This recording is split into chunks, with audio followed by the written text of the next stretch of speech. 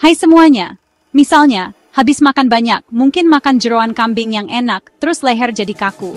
Apa itu tanda kolesterol tinggi? Yuk kita bahas mitos ini dan cari tahu faktanya. Banyak yang percaya kalau leher kaku atau sakit itu tanda kolesterol tinggi. Apalagi setelah makan makanan berlemak. Tapi sebenarnya, ini kebanyakan salah.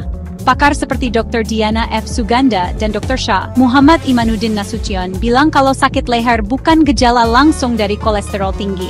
Itu mitos. Tapi jangan salah paham dulu. Makan makanan tinggi lemak jenuh memang bisa bikin peradangan, yang bisa bikin gak nyaman.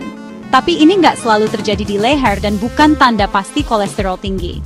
Leher tegang bisa disebabkan banyak hal, seperti posisi tidur yang salah, bantal yang gak cocok, otot tegang, dan penyakit lainnya.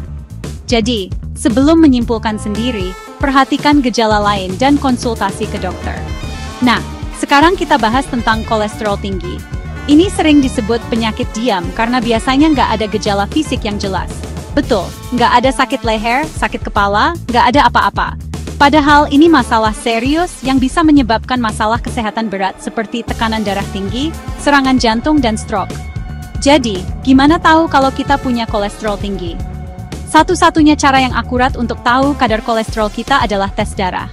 Tes ini mengukur kolesterol total, LDL, kolesterol jahat, HDL, kolesterol baik, dan trigliserida. Jadi pastikan konsultasi ke dokter untuk tes dan saran yang sesuai. Kalau kalian habis makan makanan berlemak dan merasa nggak enak badan, ini beberapa tips untuk mengatur kadar kolesterol. 1. Kontrol porsi. Perhatikan berapa banyak yang dimakan. 1. Olahraga teratur. Usahakan olahraga minimal 30 menit 3 kali seminggu. Idealnya, 5 kali seminggu dengan 2 sesi latihan beban. 1. Berhenti merokok. Ini bisa meningkatkan kadar HDL.